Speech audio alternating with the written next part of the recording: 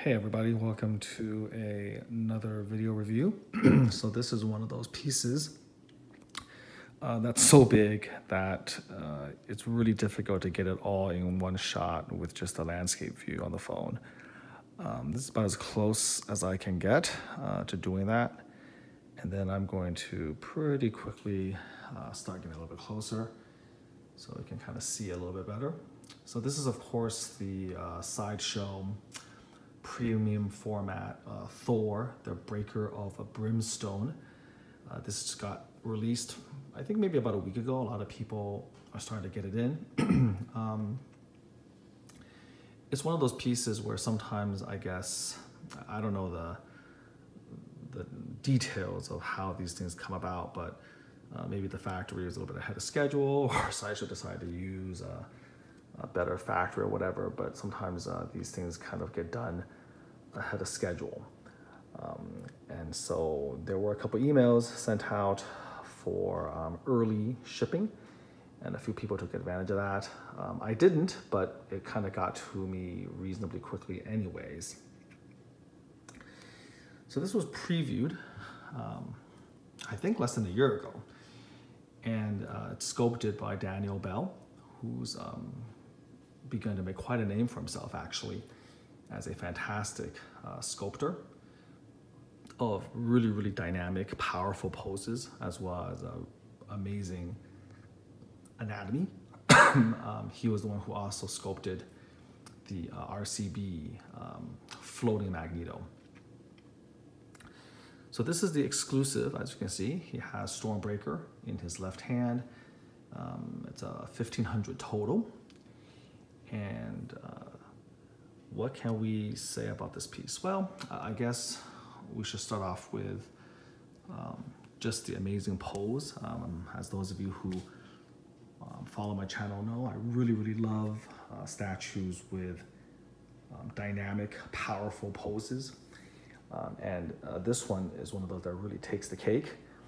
It shows him sort of in mid-leap, leaping through the air.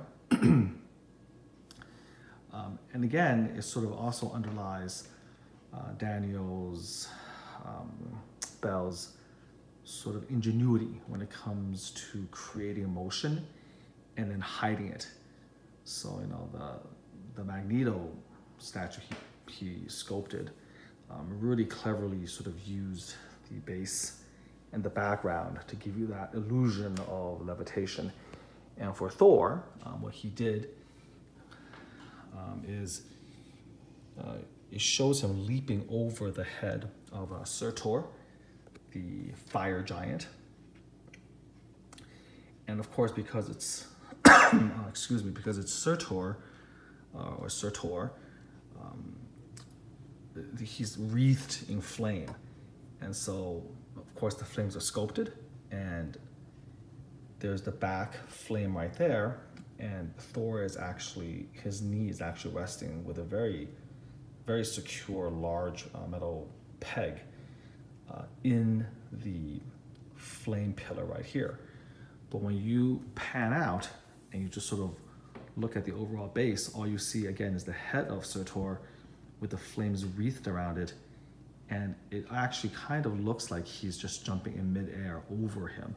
So again, very clever and a very nice effect, and the cape kind of hides it a little bit from different angles, so you can't quite see the trickery, so to speak. Now, if you keep rotating it, of course you will see it, and from different angles you'll see it. But from some angles, it really looks amazing. It looks like, again, he's leaping right over the fire giant. Like from this angle, it looks pretty amazing. So this is definitely one of the most dynamic Thors I've ever seen. And again, there's a real art, you know, to conveying motion, like I discussed before.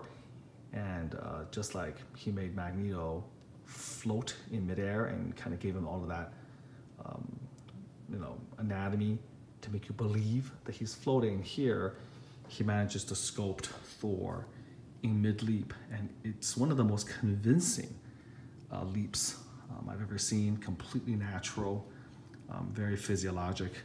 you absolutely buy that he is, jumping in midair. And again, that's a lot harder to pull off than it sounds. Body in motion is very difficult to do.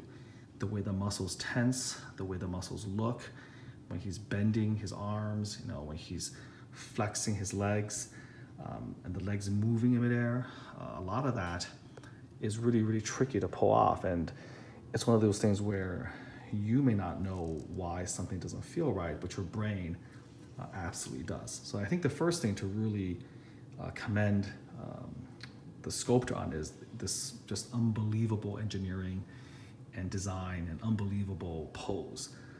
He pulled it off magnificently. I do feel that this is definitely one of the most dynamic statues that I've ever personally seen. And it embodies a lot of power, a lot of strength. So, number one, absolutely A+ on that. So number two, let's talk about sort of the face. He's a mid-scream, very, very passionate, kind of, berserker rage. Looks fantastic.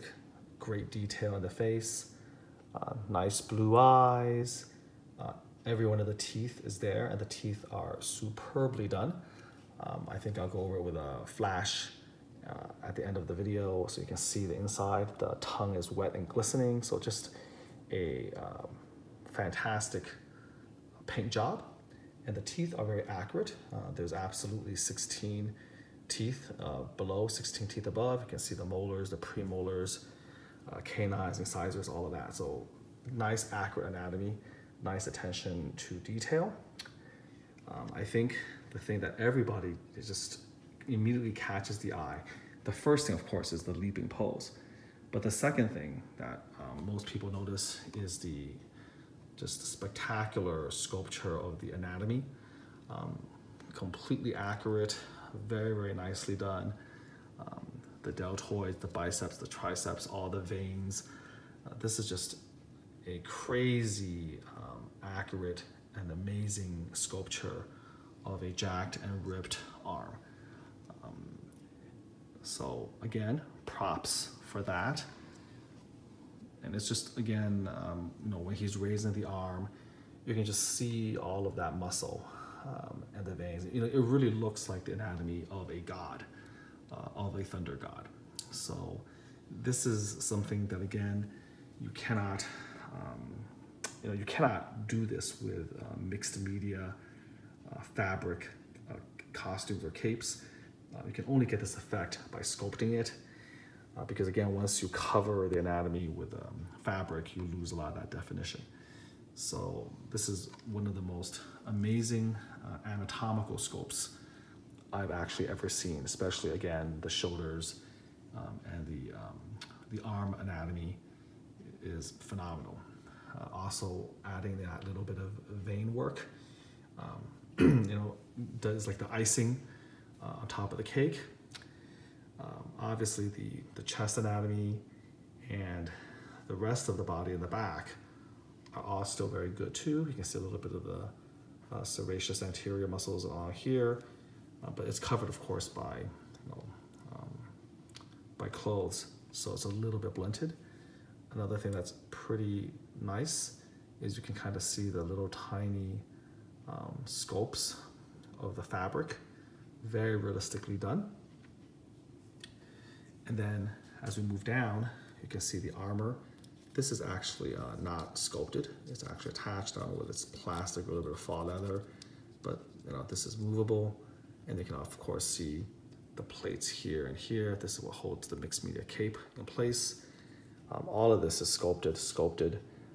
Every individual scale of the lower body armor also sculpted, which is, people don't talk about it, but this is very, very impressive. And of course, as you go here, you can see the leather also sculpted. You can see the texturing all along here, the buckles of the boots, and then turning around, you can even see the soles, for instance, down here. Let's see if I can show that to you without screwing up the cape too much. So right here, you can see that, hopefully. I'll use flash later on to give you a better look. Same thing here, underneath the cape. You can see some of that detail here. So the overall sculpt is again fantastic. And this again shows you sort of, it kind of shows you again that there are some things that probably can only be done digitally. The technology has gotten so good that you can actually do all of this stuff and print it out with exquisite detail. Again, even the little tiny pores of the skin, the micro mesh of the costumes. Again, when you see this type of detail on the side, that can only be done digitally, in my opinion, and made to look good. So very nice blend of different elements to create this amazing piece. I mean, can you do this hand sculpted? You can, but it would be an amazing sort of amount of labor to be able to pull that off. Where again, digitally speaking, you can just you can just do it. So shows you again that this is kind of where sculpting is going. It's just more efficient, and you can create effects that you can't otherwise do easily if you hand sculpt. I think the weathering on the helmet, it looks really good. It's plastic, but it does look very metallic.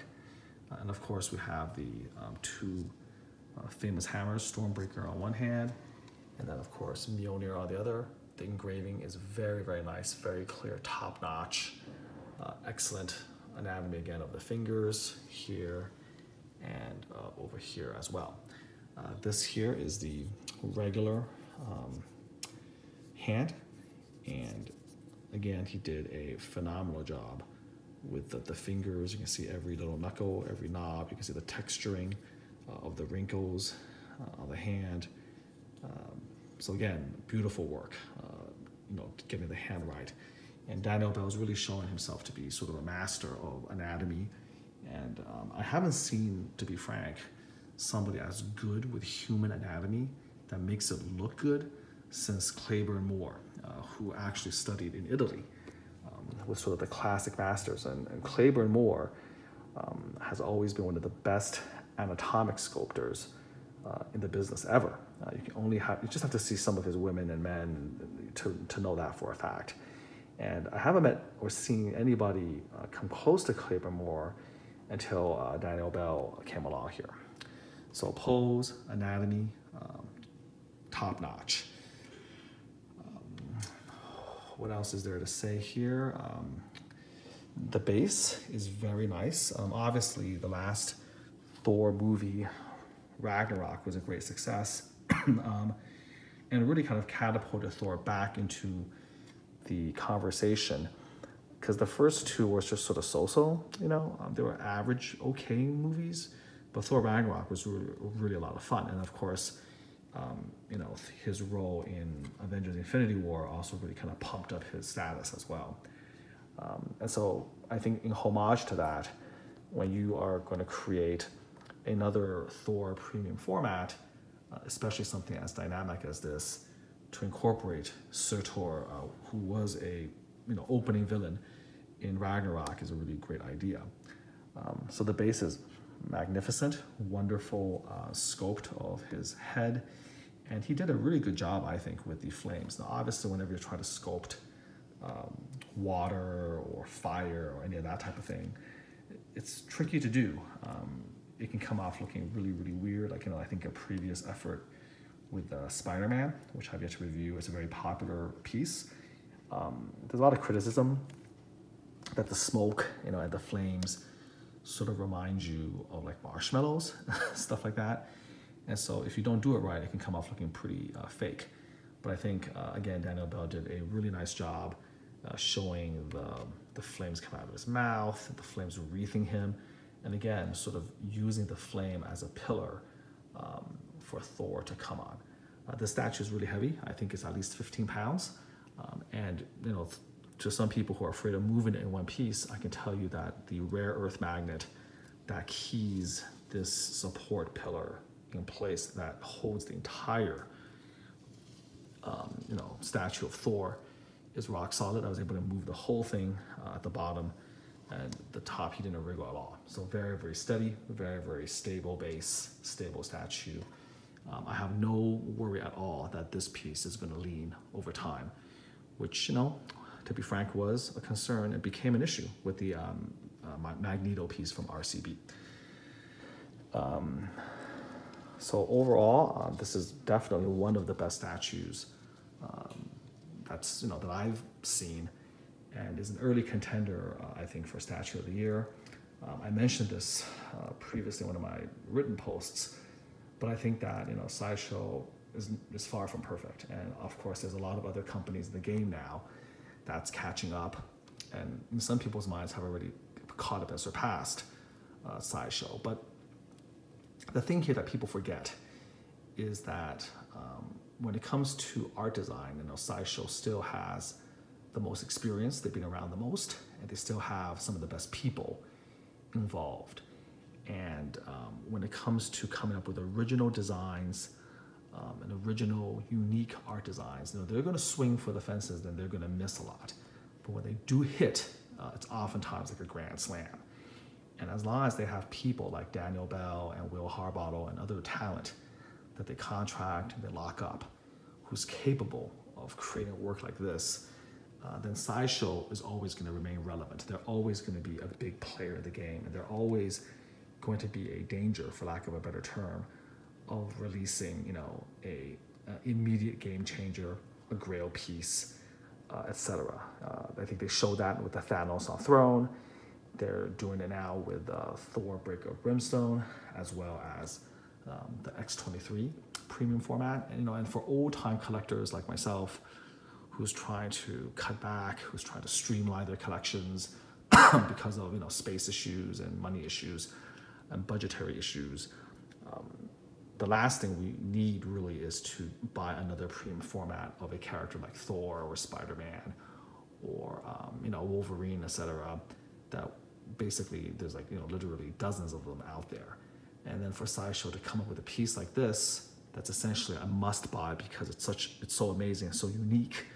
That says a lot again for their stature still in this industry.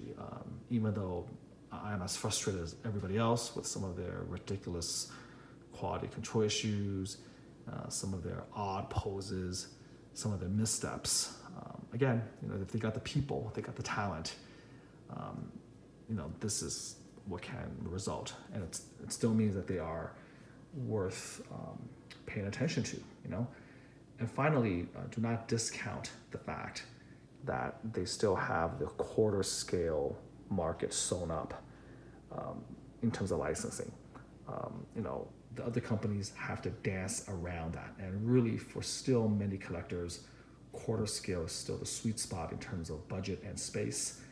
I don't really care how great Prime 1 is, and people go crazy over them.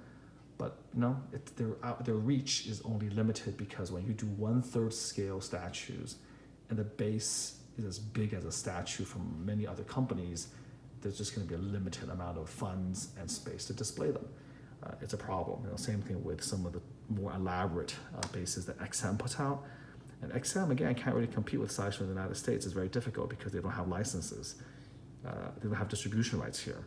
And that makes it very difficult for you to import those pieces at a reasonable price all the way from Asia.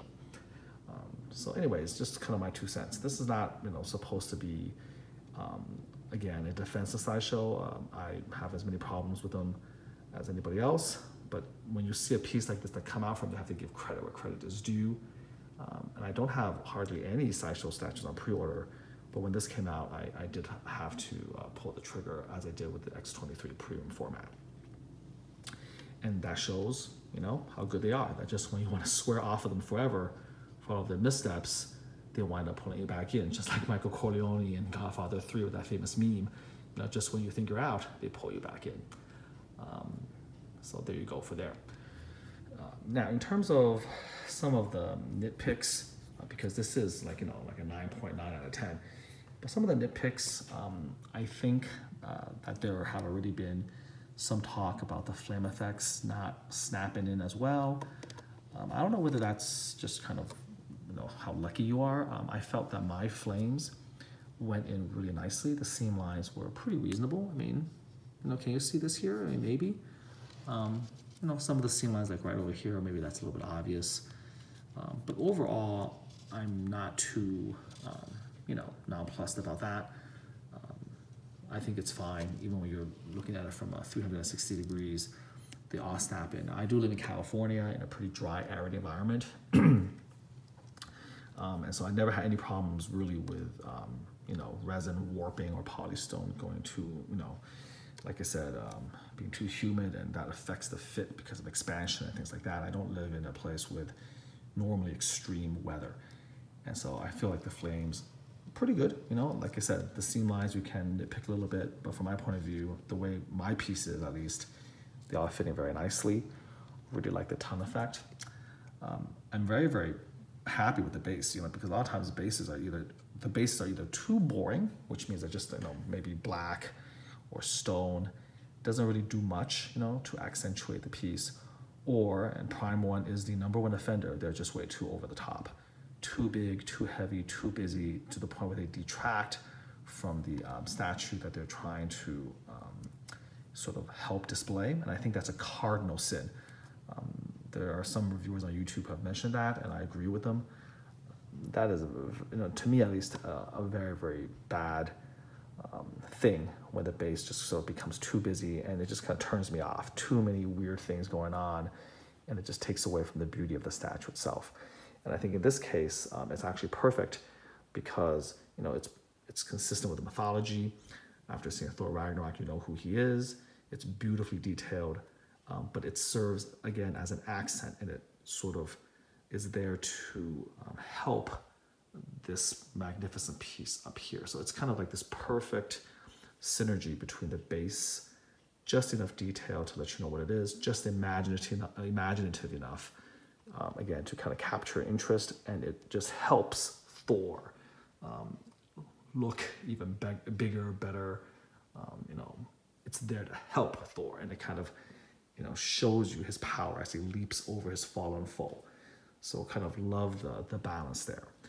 Now, in terms of some criticisms, I feel like, there's a little bit of a missed opportunity. There's some collectors who really hate light up in their statues, but I think for him, it would have been very nice to have a little bit of light up in the eyes, because this is basically like a Balrog, and a lot of the effects are Balrog-like, and so it would have been very nice to have a little bit of light up here, mainly because when you initially see him, the indentation of the eyes is very similar in paint scheme to the indentation of the nostrils, and then over here, the ear hole right here along the horn.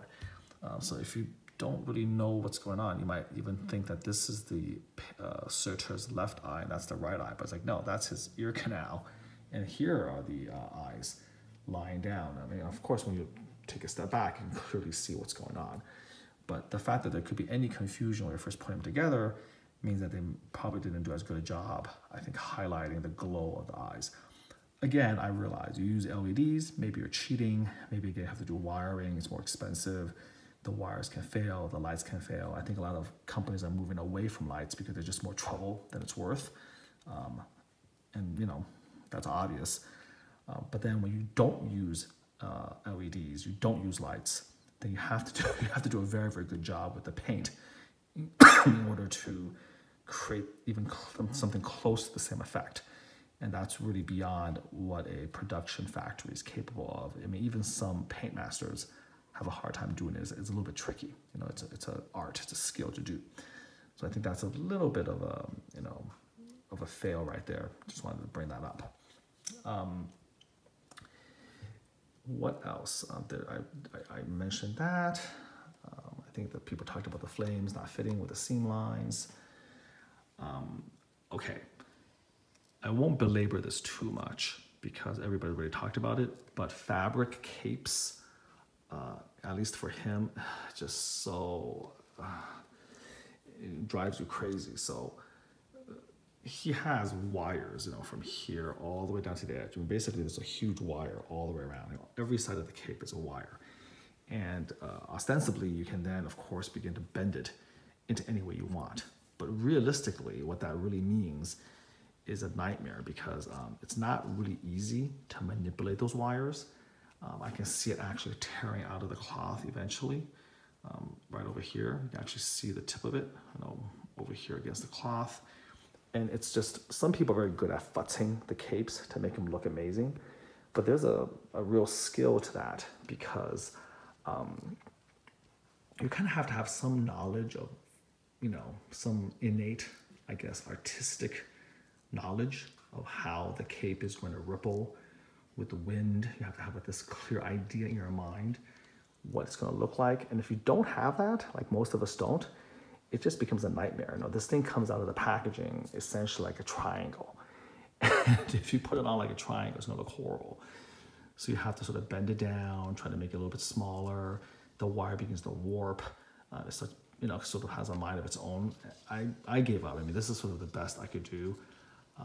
And I guess I could try to do more. I can look on YouTube, I can look at pictures, but it's sort of a mess. On top of that, unavoidably, because it's cloth, it's become too wrinkled. And so again, I'm not about to launder this thing or, iron it or steam it. I think that's ridiculous, and it's just way too much trouble. It could damage it. So, it is what it is. You can certainly display it without the red cape, but the red cape is such a, I think, integral part of Thor's costume, his persona.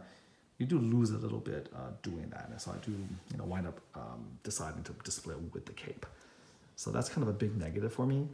Now, I do understand though why they did this, mainly just because, if you don't put the cape on, like for his custom Magneto piece, they of course sculpted the cape, which is just gorgeous, but that created a lot of problems with balance, with weight.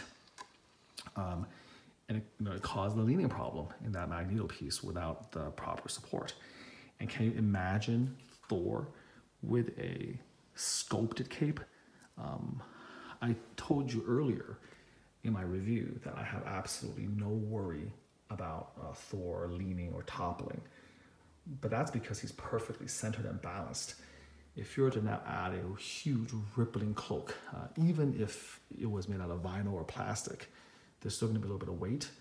That could significantly alter the structure and the engineering of the piece. And so I do understand why they decided to do this. I don't think it was just money.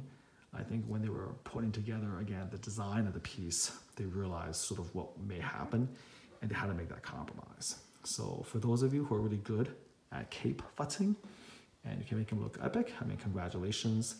But I can already tell you that seeing some of the early YouTube reviews of this, of which mine is going to be one of them, I haven't been super impressed with a lot of the cape futzing that I've seen, because, I'm going to tell you, it's hard to do.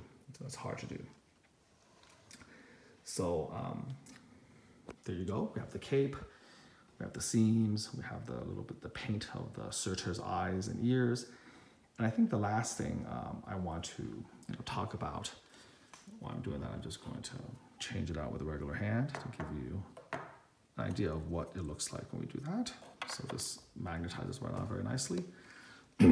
That's another thing, by the way, that's appreciated. The hands and the head magnetize beautifully. So this is what he looks like without the hammer. I love it with both, actually. I thought that, having two hammers or wielding two hammers would look a little bit cheesy, but actually they managed to pull it off and make it look pretty good. But I still think this is my favorite look. I mean, I think that this is the most natural.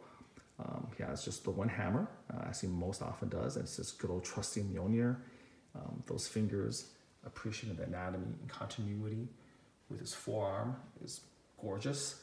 So I do like this actually, my preferred pose. So while I have the hand on there, I like to bring up the fact that the packaging of this guy does leave a little bit to be desired.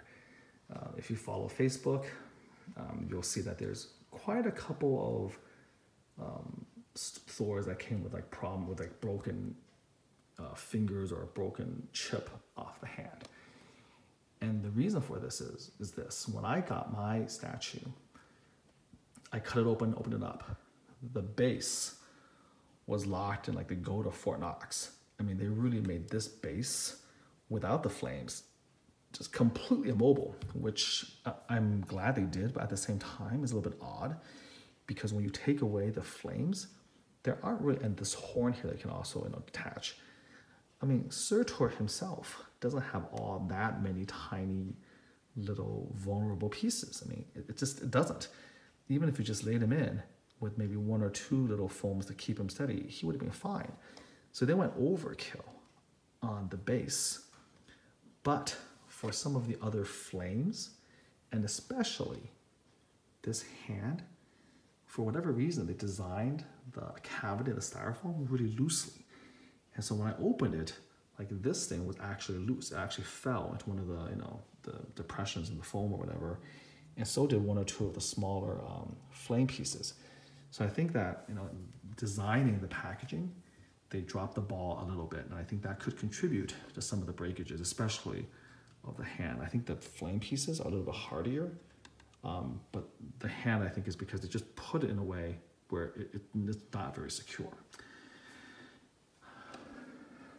So I think I've rambled long enough about this piece. Overall, again, it's an early contender, in my opinion, for Statue of the Year.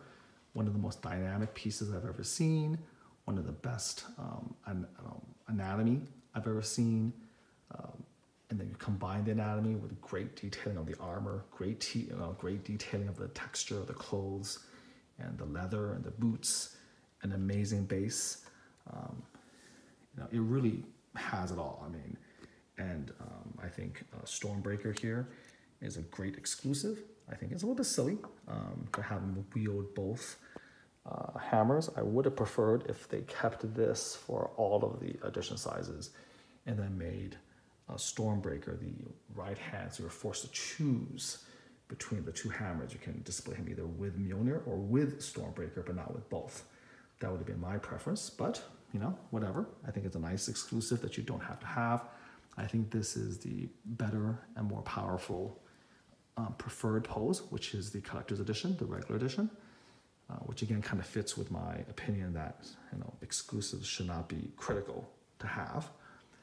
So overall, fantastic, and just a very small little nitpicks being the difficulty posing the cape, a little bit better paint job on the eyes for Surtur, the lack of light up, which is controversial. Some people may feel differently.